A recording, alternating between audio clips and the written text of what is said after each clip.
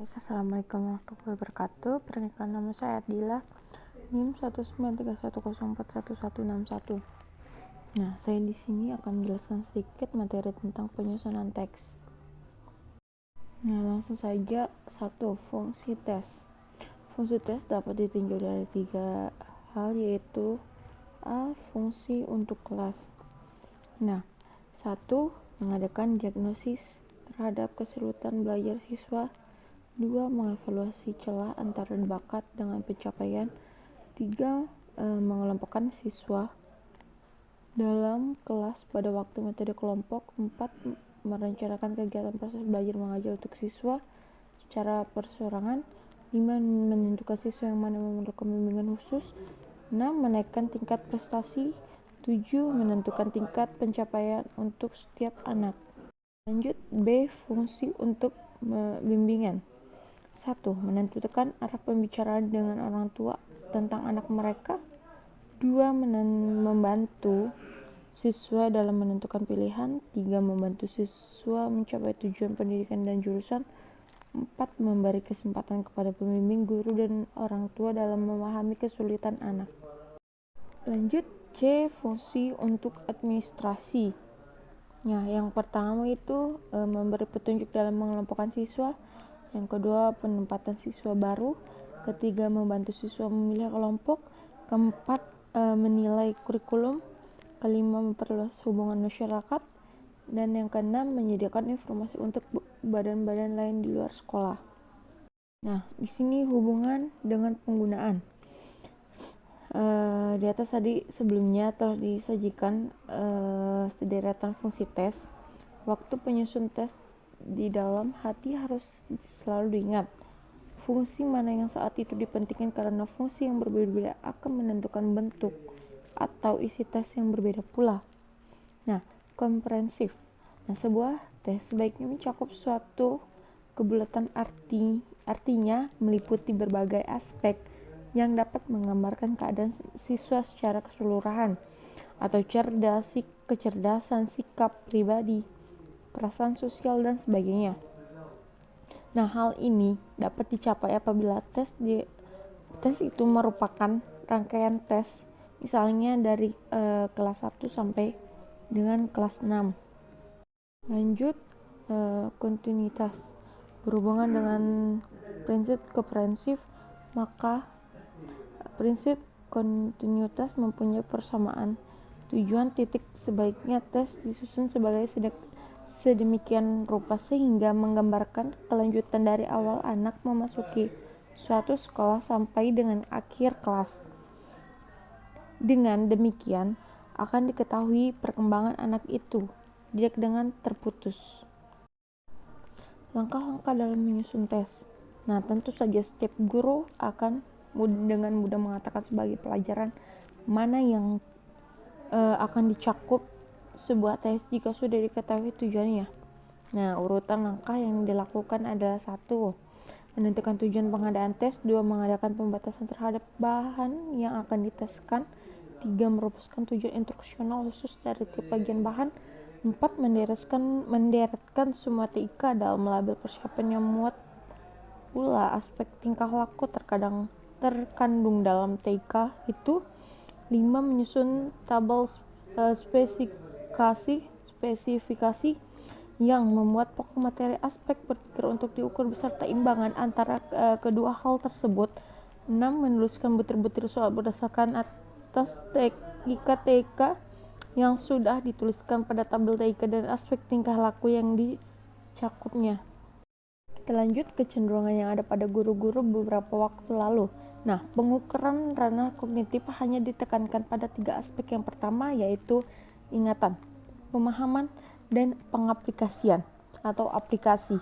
Nah, akan tetapi dalam EBTANAS atau UMPTKN PTN, aspek-aspek yang lain juga sudah diukur sejalan dengan bentuk itemnya.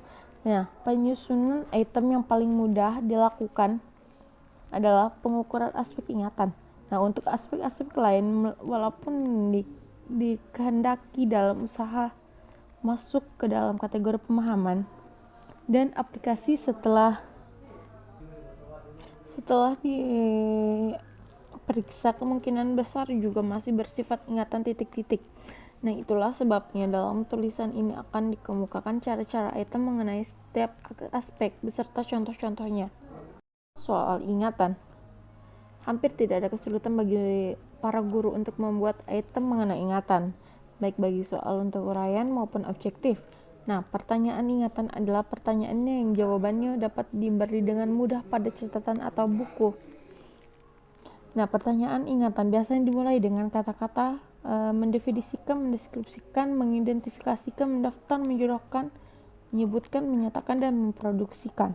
Nah, pertanyaan ingatan biasa digunakan untuk mengukur penguasaan materi yang merupakan fakta, istilah, definisi, klarifikasi, atau kategori maupun urutan kriteria. Soal pemahaman.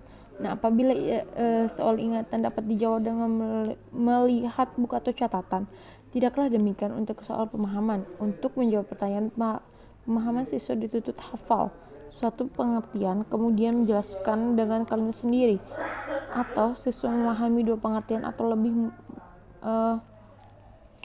lebih kemudian memahami dan menyebutkan hubungannya. Jadi, dalam menjawab pertanyaan pemahaman siswa, selain harus mengingat juga berpikir. Oleh karena itu, pertanyaan pemahaman lebih tinggi daripada ingatan. Pertanyaan pemahaman biasanya menggunakan kata-kata perbedaan, perbandingan, menduga, menggeneralisasikan, memberikan contoh, menulis kembali perkiraan. Soal aplikasi. Nah, soal aplikasi adalah soal yang mengukur kemampuan siswa dalam mengaplikasikan pengetahuan untuk mencapai masalah sehari-hari atau persoalan yang dikemukakan oleh membuat soal. Oleh karena itu, soal aplikasi dimulai dengan kasus atau persoalan yang dikarang oleh penyusun soal, bukan keterangan yang terdapat dalam buku atau pelajaran yang dicatat.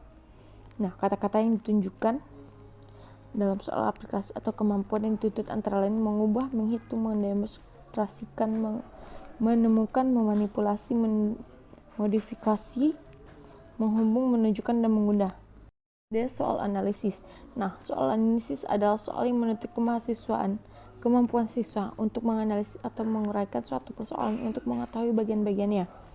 Nah, dalam hierarki taksonomi, analisis lebih tinggi daripada aplikasi. Oleh karena itu, soal-soal analisis harus dimulai dengan kasus yang dikarang sendiri oleh guru, bukan mengambil uraian dari buku atau catatan pelajaran.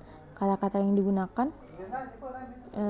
atau kemampuan yang dituntut antara lain meliputi menyusun diagram, membedakan, mengilustrasikan, menyimpulkan, memilih, memisahkan, dan membagi. Soal sintesis. Nah, sebagai kebaikan, kemampuan untuk menganalisis adalah kemampuan untuk mengadakan sintesis. Oleh karena itu, soal sintesis juga harus dimulai di suatu kasus untuk berdasarkan atau penilaian khusus. Nah, siswa diminta untuk mengadakan sintesis, yaitu menyimpulkan, mengkategorikan, membinasikan, mengarang, membuat desain, mengorganisasikan, menghubung, menulis kembali, membuat rencana, menyusun, dan menciptakan. Contoh kasus yang dicontohkan pada soal analisis dapat digunakan untuk kasus soal sintesis tergantung dari bagaimana permintaan pembuat soal.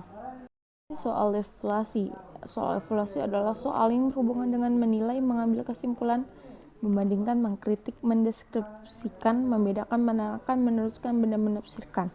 Soal evaluasi selalu didahului dengan kasus-kasus yang telah oleh siswa diteropong hukum, dalil, prinsip, kemudian mereka mengadakan penilaian baik atau tidak berdasarkan atas benar atau salah. Baru misalnya tentang membangun bendungan Aswan yang diceritakan tentang letak kemiringan daerah yang dikorbankan dan sebagainya. Nah, siswa menilai tindakan pembangunan bendungan mungkin berdasarkan atas pertimbangan soal sosial, ekonomi, politik, dan sebagainya. Yang ketiga, komponen tes. Apabila guru sudah bekerja keras sebelum melaksanakan tes, maka pekerjaan sudahnya akan menjadi lebih lancar, mudah, dan hasilnya pun lebih baik. Nah, komponen atau kelengkapan sebuah tes terdiri atas A. Buku tes, yakni lembaran atau buku yang memuat butir-butir soal yang harus dikerjakan oleh siswa. B. Lembar jawaban tes, yaitu lembaran yang disediakan oleh penilaian bagi task T untuk mengerjakan tes. Yang C, kunci jawaban yang berisi jawaban-jawaban yang dikehendaki. Dan D, pendaman penilaian atau pendaman scoring yang berisi keterangan perincian atau tentang skor atau angka yang diberikan kepada siswa pada soal-soal yang telah dikerjakan. Mungkin sekian dari presentasi saya tentang penyusunan tes. Kurang lebihnya mohon dimaafkan. Bila taufiq wal hidayah. Wassalamualaikum warahmatullahi wabarakatuh. Terima kasih.